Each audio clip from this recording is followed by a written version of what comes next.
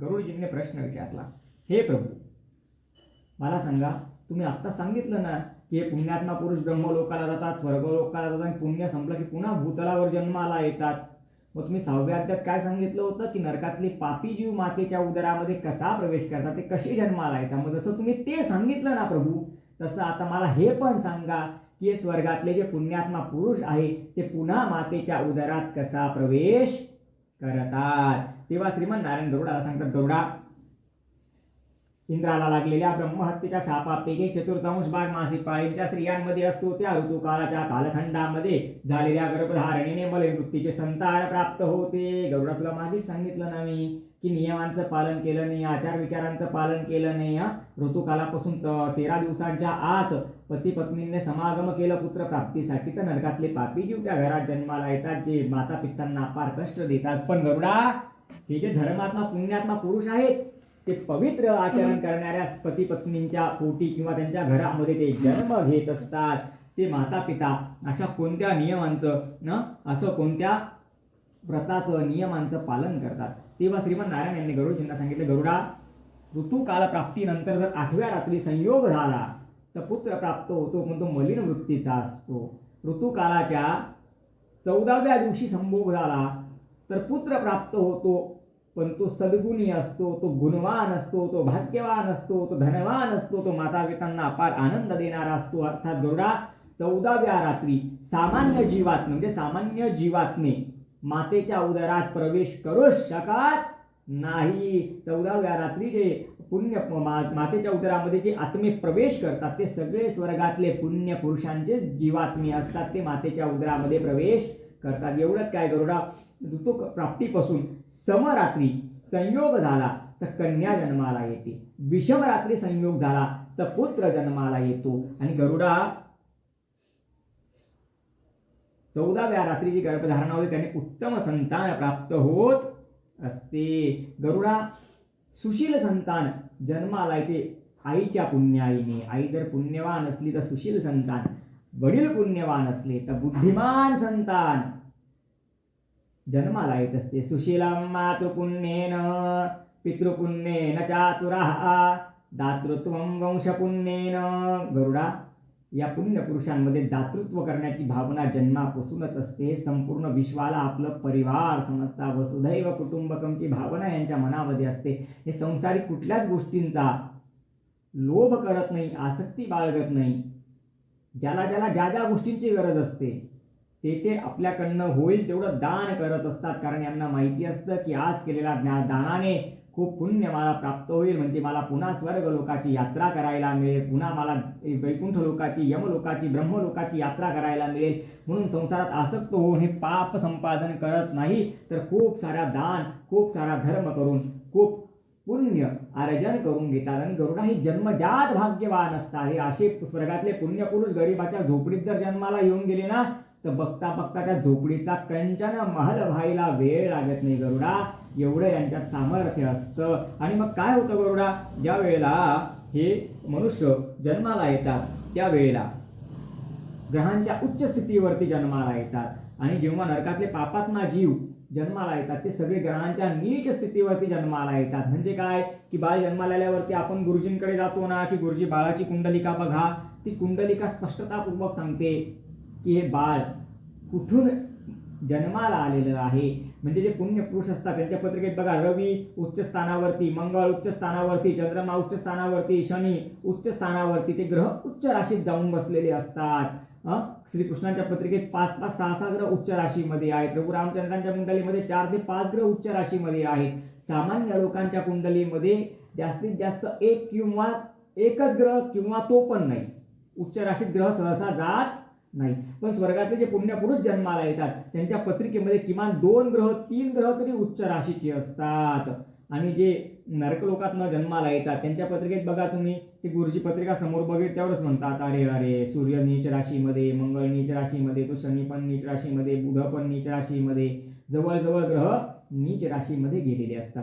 ते स्वर्गातले पुण्यपुरुष ग्रहांच्या उच्च स्थानावरती म्हणजे ग्रह जेव्हा उच्च राशीमध्ये असतात त्यावेळेला गर्भात प्रवेश करतात आणि त्याच वेळेला ते ग्रहांच्या उत्तम योग्य स्थितीवरतीच जन्माला येतात. आणि श्रोतेहो, श्रीमन्नारायण गरुडजींना सांगताय, गरुडा, गर्भातून उत्पन्न धन्य पुत्र तोच जो माता पितांना अपार आनंद देतो. आणि गरुडा, हे जे पुण्यात्मा पुरुष असतात ना, हे थोडे 7-8 वर्षांचे व्हायला लागले ना की यांना हे संसारातलं खोटेपणा कळायला लागून जातो. गरुडा, हा संसार मिथ्या आहे हे यांना खूप लवकर लक्षात येतं. म्हणून हे संसारामध्ये जास्त अलिप्त न होता, ज्याप्रमाणे अंधारामध्ये दोरी आहे आणि त्या दोरीला आपण साप समजतो आणि उजेड लाईट लावल्यावरती कळतं की तो साप नाही दोरी आहे, तसं या संसाराचं सत्य यांना उघड वयाच्या 7व्या-8व्या वर्षीच कळायला लागतं.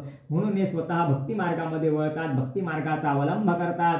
भक्ती मार्गामध्ये प्रगती करून खूप सारं दिव्य ज्ञान त्यांच्या मनामध्ये भगवत प्रेरणेने जागृत होतं. नंतर ते आध्यात्मिक गुरु बनतात, आध्यात्मिक संत बनतात, हजारो लोकांना भगवंताच्या भक्तीला लावतात आणि हजारो लोकांचा उद्धार करतात. म्हणजे स्वामी समर्थ असतील, गजानन महाराज असतील, आपले गोंदवलेकर महाराज असतील, पारनेरकर महाराज असतील, ज्ञानोबा माऊली असतील, तुकाराम माऊली असतील, त्याच्यानंतर असे बरेचसे संत परंपरेमध्ये आपले अनेक संत होऊन गेलेले आहेत. संत गोरा कुंभारे, त्याच्यानंतर संत श्री गाडगे महाराज, अरे किती किती संतांचे नावं सांगायचे. हे असेच नाही जन्माला आले, हे ग्रहांच्या उच्च स्थानावर जन्माला आले. नुसतं तेवढंच नाही, ते स्वर्गातले पुण्यपुरुष अशाच पद्धतीने येतात आणि हजारो लोकांना तारून शेवटी पुन्हा ब्रह्मलोकाची, स्वर्गलोकाची ते प्राप्ती करून घेतात. बघा श्रोते हो, आपण खरं तर सगळेच जण भगवंताचा अंश आहोत. भगवान गीतेमध्ये अर्जुनाला सांगतात, ममै अंशो जीवलोके जीवाभूत सनातनी मनश्चष्टानि इंद्रियाणि प्रकृतिस्थानि करशती. गरुडा, हे शरीर जरी वेगळे वेगळे दिसत असले ना, तरी त्या प्रत्येकाच्या हृदयामध्ये, अंतःकरणामध्ये अंश रूपाने मीच विद्यमान आहे. पण आपण भगवंताला अशा पद्धतीने विसरून गेलेलो आहेत. कधी जागेपणी तर म्हणजे स्वप्नात सोडा, पण जागेपणी पण कधी आपल्याला भगवंताची आठवण येत नाही. आपण भगवत विमुख झालेलो आहोत. तेव्हा श्रीमन्नारायण गरुडजींना म्हणतात की गरुडा, ज्याप्रमाणे अग्नीपासून जर मनुष्य दूर चालला गेला तर त्या अग्नीची ऊब त्याला प्राप्त होईल का? नाही प्राप्त होणार. त्याचप्रमाणे हा मनुष्य माझ्यापासून फार लांब निघून गेलेला आहे. हा जीव माझ्यापासून खूप दूर निघून गेलेला आहे. अनेक लोकांचा आधार व पूर्ण स्वर्ग लोक प्राप्तो, ब्रह्मलोक प्राप्ती मनुष्य हा देवता होऊ शकतो. तर गरुडा, हा मनुष्य माझ्यापासून खूप दूर निघून गेलेला आहे. पण गरुडा, हा मनुष्य जर माझी भक्ती करेल, सत्कर्म करेल, या मनुष्य जन्माचा योग्य सदुपयोग करेल, तर गरुडा, हा मनुष्य सुद्धा सुख देणाऱ्या दैवत्वाला सहज प्राप्त करू शकतो. तेव्हा गरुडजींना श्रीमन्नारायण सांगतात, गरुडा, वाल्यापोळी पण असाच होता रे, खूप पापी होता. पण वाल्यापोळ्याला नारद मुनी भेटले आणि नारद मुनीने सांगितलं, तू राम राम राम राम म्हण. 12 वर्ष त्याने माझ्या नावाचं वारंवार उच्चारण केलं आणि सगळे पाप त्याने दग्ध करून टाकले. आणि वाल्याचा कोण झाला? वाल्मिक ऋषी झाले. त्यांनी काय दिलं? रामायण दिलं. वाल्मिक अति दीन दुखी था, बुरे काम में सदा लीन था. वाल्मीक अति दीन दुखी था, बुरे काम में सदा लीन था. करी रामायण तैयार, करी रामायण तैयार, लेकर नाम तेरा हो गए भव से पार, लेकर नाम तेरा. तर गरुडा, मनुष्य जर या मनुष्य जन्माचा सदुपयोग करू शकतो, तर हे मनुष्याचं जीवन तुम्हाला देवता सुद्धा बनवू शकतं. अरे, देवता सुद्धा कधी काळी तुमच्या माझ्यासारखेच मनुष्य होते, पण त्यांच्या पुण्य प्रतापाने, भगवंताच्या भक्तीने त्यांनी स्वतःला सुख प्रदान करणारे अशा दैवत्वाला प्राप्त करून घेतलं. अनमोल मनुष्य जन्म मिळाल्यानंतर मनुष्याने तिचं सार्थक करून घ्यायला पाहिजे. मनुष्याचं आचरण हे असं असायला पाहिजे की ज्या आचरणाने मनुष्याचं जीवन सफल होईल. बडे भाग्य मानुष तन पावा, सुरदुर्लभ सब ग्रंथ न गावा. म्हणून श्रोते हो, एवढं दुर्लभ मनुष्याचं जीवन आहे. एवढा मोठा 84 लक्ष योनींमध्ये प्रवास करून अनमोल असं मनुष्य जीवन मिळालेलं आहे. हे मनुष्य जीवन स्त्री पुरुषांनी नुसतं जसं संसार करण्यामध्ये वाया घालवायला नको, त्या संसाराच्या व्यतिरिक्त थोडासा परमार्थ सुद्धा करायला पाहिजे. तर श्रोते हो, या ठिकाणी आपण 15व्या अध्यायामध्ये बघितलं की स्वर्गातले पुण्यपुरुष कशा आचरण करणाऱ्या लक्ष्मी संपन्न गृहस्थांच्या घरामध्ये जन्म घेतात आणि जीवनाचा सगळा सुखसुविधांचा उपभोग घेऊन सुद्धा या संसारामध्ये अलिप्त न राहता, या संसारामध्ये गुरफटून न जाता अलिप्त राहून कसं पुन्हा स्वर्ग मोक्षाची प्राप्ती करून घेतात, कसा अनेक लोकांचा ते उद्धार करतात आणि कसं त्यांना पुन्हा ब्रह्मलोकाची स्वर्गलोकाची प्राप्ती होत असते. यामध्ये श्रीमन नारायणांनी गरुडजींना उपदेश केला आहे की गरुडा अनमोल अशा मनुष्य जन्माचं मनुष्य सार्थक करेल तर हा मनुष्य सुद्धा देवता बनू शकेल, तो सुद्धा सुख प्राप्त करून देणाऱ्या स्वर्गाची प्राप्ती करू शकेल. पण मनुष्य जाणते अजाणतेपणे त्याच्याकडनं पापच एवढं होतं की सुख प्राप्त करून देणाऱ्या स्वर्गाची तर प्राप्ती होतच नाही, पण दुःखदायक नरकाची प्राप्ती मात्र मनुष्याला होत असते. बघा श्रोते, पुण्य केलं नाही तर ते यमाचे दूत पाशामध्ये बद्ध करून ओढत ओढत आपल्याला त्या यमाच्या मार्गावर घेऊन जातात आणि त्या वैतरणा नदीमध्ये बुडवतात आणि सगळं झाल्यानंतर शाल्मली वृक्षाला उलट टांगून त्या ठिकाणी शिक्षा केली जाते आणि ती शिक्षा वगैरे सगळं झाल्यानंतर यमाच्या आज्ञेवरून आपल्या पापांचे फल भोगण्यासाठी आपल्याला नरकात टाकून दिलं जातं. म्हणून पुण्य करा जेणेकरून यमयातना चुकतील आणि यमभय चुकेल, यमयातना चुकतील आणि सगळ्या इच्छा अपेक्षा आकांक्षा पूर्ण करून करणाऱ्या किंवा सुख प्राप्त करणाऱ्या देवत्वाची आपल्याला प्राप्ती होऊ शकेल. मनुष्य हा देवता सुद्धा होऊ शकतो हे सांगण्याचा उद्देश या 5व्या अध्यायामध्ये श्रीमन नारायणांनी गरुडजींना सांगितलं. आणि श्रोत्यो, या ठिकाणी 15वा अध्याय कथेचा परिपूर्ण झाला. आता गरुडजींनी प्रश्न विचारला, हे प्रभू मला सांगा, तुम्ही आत्ता सांगितलं ना की हे पुण्यात्मा पुरुष ब्रह्मलोकाला जातात, स्वर्गलोकाला जातात आणि पुण्य संपलं की पुन्हा भूतलावर जन्माला येतात.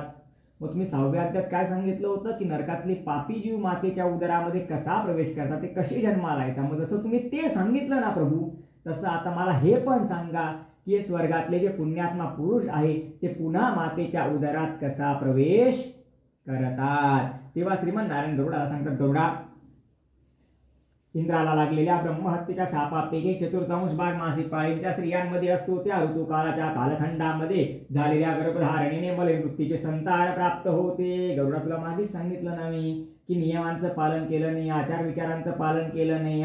ऋतुकालापासून 13 दिवसांच्या आत पती पत्नीने समागम केलं पुत्र प्राप्तीसाठी, तर नरकातले पापी जीव त्या घरात जन्माला येतात जे माता पित्यांना अपार कष्ट देतात. पण गरुडा, हे जे धर्मात्मा पुण्यात्मा पुरुष आहेत ते पवित्र आचरण करणाऱ्या पती पत्नींच्या पोटी किंवा त्यांच्या घरामध्ये ते जन्म घेत असतात.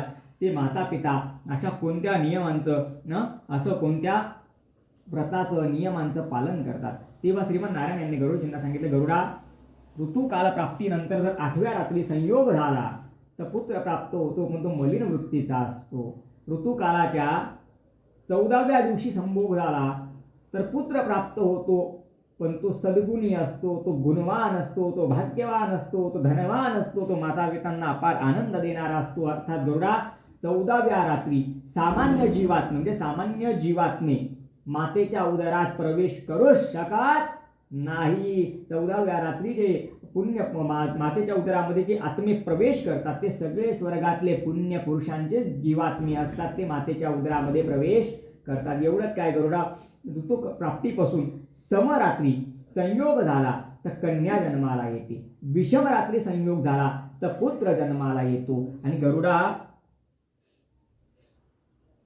14व्या रात्री जी गर्भधारणा होते त्याने उत्तम संतान प्राप्त होत असते. गरुडा, सुशील संतान जन्माला येते आईच्या पुण्याईने. आई जर पुण्यवान असली तर सुशील संतान, वडील पुण्यवान असले तर बुद्धिमान संतान जन्माला येत असते. सुशीलम मातृपुण्येन पितृपुण्येन चातुरः दातृत्वं वंशपुण्येन. गरुडा, या पुण्य पुरुषांमध्ये दातृत्व करण्याची भावना जन्मापासूनच असते. संपूर्ण विश्वाला आपलं परिवार समजता, वसुधैव कुटुंबकमची भावना यांच्या मनामध्ये असते. हे संसारिक कुठल्याच गोष्टींचा लोभ करत नाही, आसक्ती बाळगत नाही.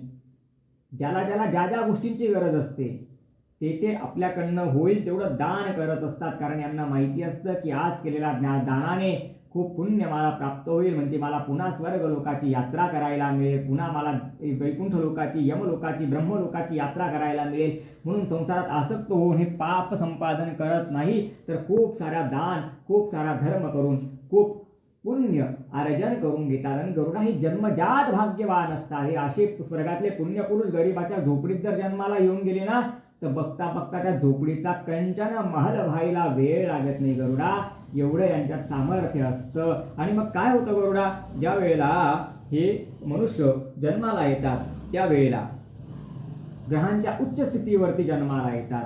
आणि जेव्हा नरकातले पापात्मा जीव जन्माला येतात ते सगळे ग्रहांच्या नीच स्थितीवरती जन्माला येतात. म्हणजे काय की बाळ जन्माला आल्यावरती आपण गुरुजींकडे जातो ना, की गुरुजी बाळाची कुंडलिका बघा, ती कुंडलिका स्पष्टतापूर्वक सांगते की हे बाळ कुठून जन्माला आलेलं आहे. म्हणजे जे पुण्यपुरुष असतात त्यांच्या पत्रिकेत बघा, रवी उच्च स्थानावरती, मंगळ उच्च स्थानावरती, चंद्रमा उच्च स्थानावरती, शनी उच्च स्थानावरती, ते ग्रह उच्च राशीत जाऊन बसलेले असतात.